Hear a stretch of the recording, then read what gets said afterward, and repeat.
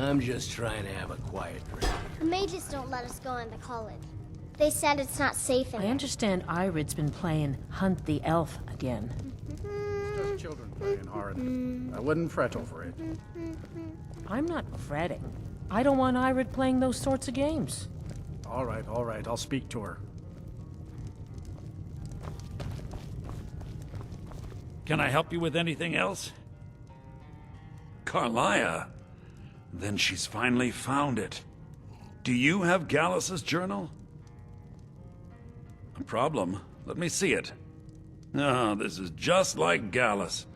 A dear friend, but always too clever for his own good. He's written all of the text in the Falmer language.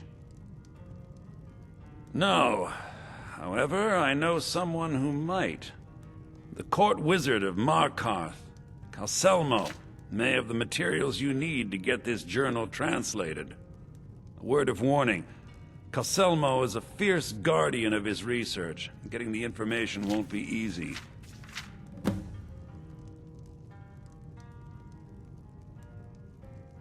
Besides the fact that there are only a handful of people in Tamriel that even recognize the language, I'm fairly certain he was planning some sort of a heist that involved a deep understanding of the Falmer language. Sadly, we never had the opportunity to speak about the details. All right, I'll speak. Ironically, I pointed him in the same direction I pointed you, to Markarth and Calselmo. I'm only hoping whatever means he used to learn the language will still be available to you. In the time before man, they were known as the Snow Elves. They lived in the sunlight and had a very prosperous society. Like the Altmer? Yes, I would say their culture quite possibly rivaled our own. The Nords went to war with the Falmer in the First Era, killed them by the thousands to drive them from their snowy homeland. The Falmer retreated underground and forged an uneasy alliance with the dwarves who ended up betraying them. This betrayal made them what they are now, horrible, blind monstrosities with a burning hatred of any but their own kind. Yes, I suppose you're right. Forgive me. I've lost several close friends to the Falmer, and it tends to distort my view. If you wish to learn more about them, you're welcome to my tome on the subject. Should be on my table. He was a dear friend of mine, and a surprisingly astute pupil of academia.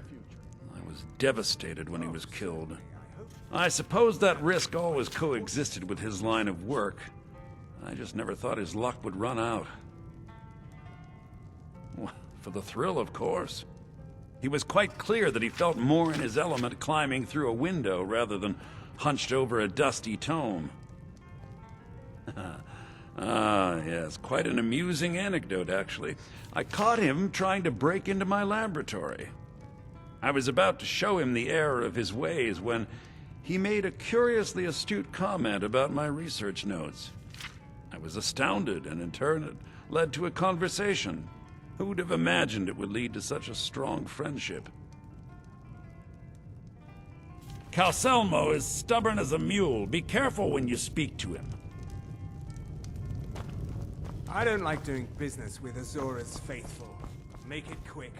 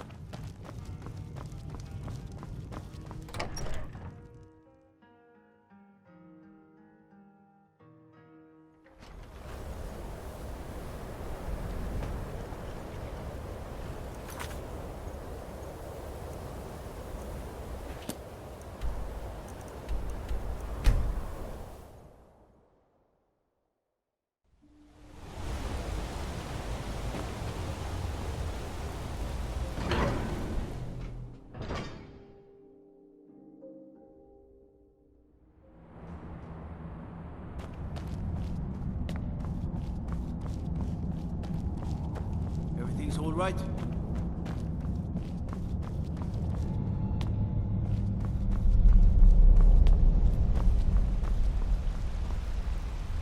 Look, I'm very busy, so this better be important.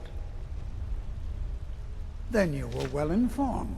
I am at this very moment on the cusp of completing my magnum opus on the subject. I'm calling it Calcelmo's Guide to the Falmer Tongue. It will revolutionize the way we understand those ancient beings. Preposterous! That research represents years of personal toil in some of the most dangerous Dwemer ruins in Skyrim. You must be mad to think I'd allow anyone to see it before it's completed. I've already provided you a key to the museum. You should consider it an honor if you are allowed to browse my collection. I'm sorry, but that's as far as my generosity extends.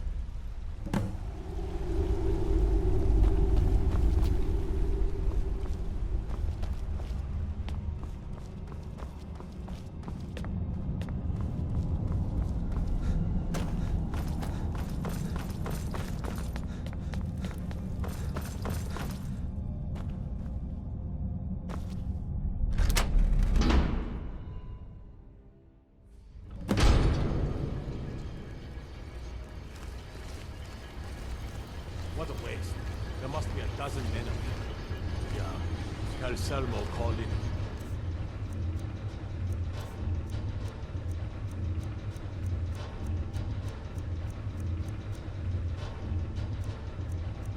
Entire expedition team said he needed every man he could get to protect his research. Better than us. We lost 3 good men to the traps up there. And for what? Just to see another damn spider clanking around? Well, at least this post is safe enough. Come on, let's get back to work.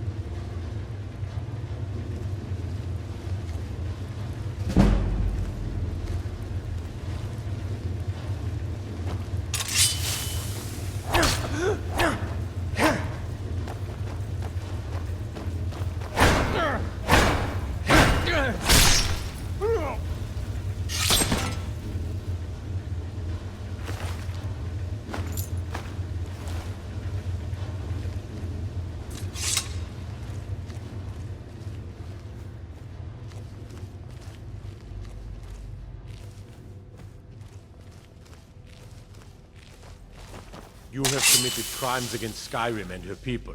What say you in your defense?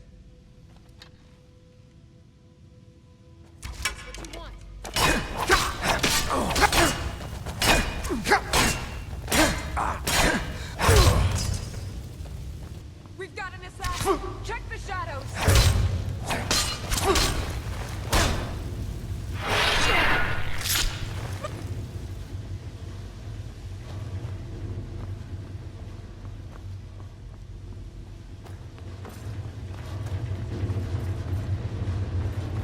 What was that? Help! In here! From you!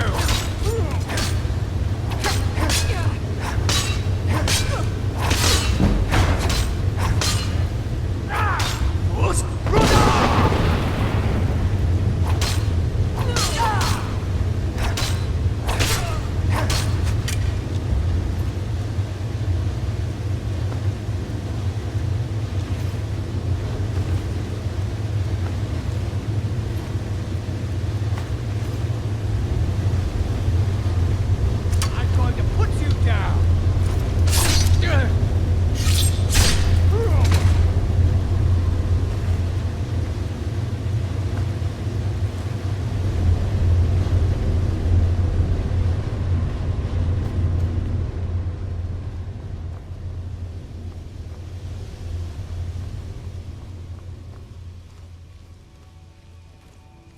What was that? Back up! I need some help in here!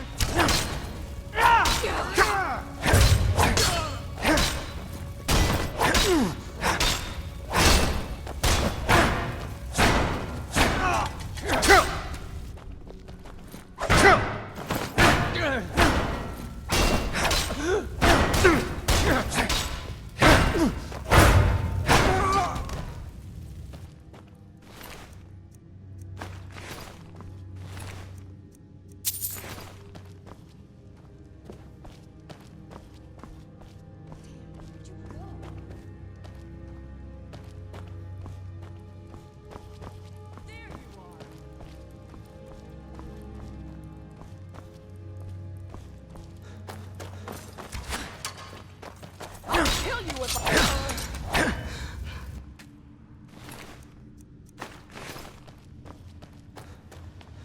What was that? No, this can't be happening. Never should have come here. That's the best you can do!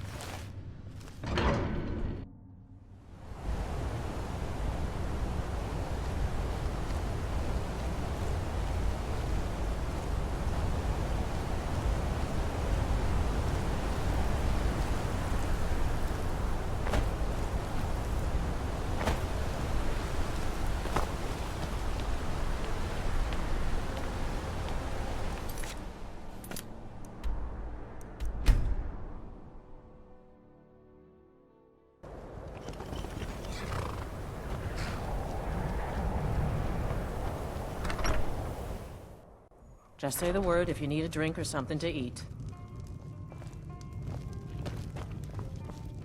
The mages don't let us go in the college. They said it's not safe in there.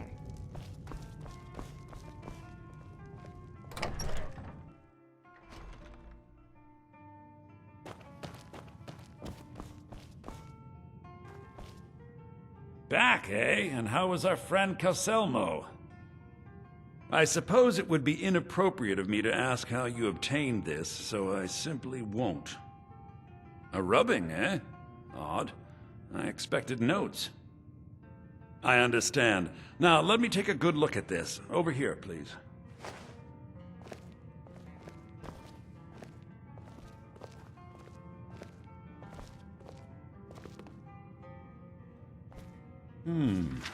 This is intriguing, but highly disturbing.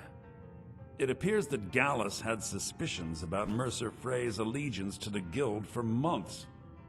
Gallus had begun to uncover what he calls an unduly lavish lifestyle replete with spending vast amounts of gold on personal pleasures. Does the journal say where this wealth came from? Yes, Gallus seems certain that Mercer had been removing funds from the Guild's treasury without anyone's knowledge. Anything else, Enthir? Anything about the Nightingales? Yes, here it is. The last few pages seem to describe the failure of the Nightingales, although it doesn't go into great detail. Gallus also repeatedly mentions his strong belief that Mercer desecrated something known as the Twilight Sepulchre. Shadows preserve us. So it's true. I'm not familiar with the Twilight Sepulchre. What is it? What's Mercer Frey done? I'm sorry, Enthir. I can't say. All that matters is we deliver your translation to the Guild immediately. Farewell, Enthir. Words can't express. It's all right, Carlia. You don't have to say a word.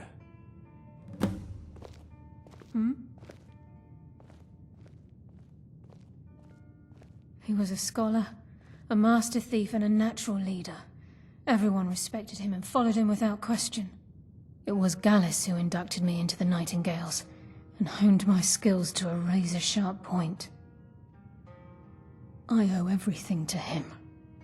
We were very close. Gallus once said he felt comfortable around me, able to let his guard down. I can't help but think that I'm responsible for what happened to him. Mercer lied to the Guild, branded me a murderer, and slandered my name across his network of contacts. For 25 years I ran. Mercer doesn't need to die. He needs to feel the cold sting of fate as his life crumbles in front of him and he's hunted by the Guild. I can promise you if it comes to that, and my back's to the wall, I won't hesitate. Listen, all I want is the truth to be revealed to the Guild. They respected Carlia, and she deserves better. Do whatever you can, and I'd consider it a personal favor. If trying to rid yourself of stolen goods becomes a burden and you find yourself in Winterhold, visit me at the college. I've been known to handle items of questionable interest from time to time, and I'll see what I can do. If you have further need of me... Hey! Hands off! Before Mercer can do any more damage to...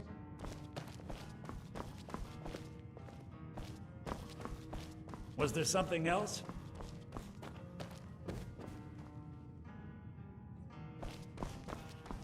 We must hasten to Riften before Mercer can do any more damage to the Guild. You've come this far, so I see no harm in concealing it any longer. The Twilight Sepulchre is the temple to Nocturnal. It's what the Nightingales are sworn to protect with their lives. Everything that represents Nocturnal's influence is contained within the walls of the Sepulchre. Now it seems Mercer's broken his oath with Nocturnal, and defiled the very thing he swore to protect. I felt the same way when Gallus first revealed these things to me. I think given time you'll understand what I mean. As a Nightingale, I've been sworn to secrecy regarding the Sepulchre. I know the Guild doesn't do much to foster faith, but I'm going to have to ask that you continue to trust me. I'll make for Riften and scout the situation, see if I can discover what Mercer's up to. When you're ready, meet me at the Ragged Flagon. In the meantime, I wanted you to have this. It belonged to Gallus, but given the circumstances, I think he'd approve. If the Guild isn't willing to listen to reason, you might have to.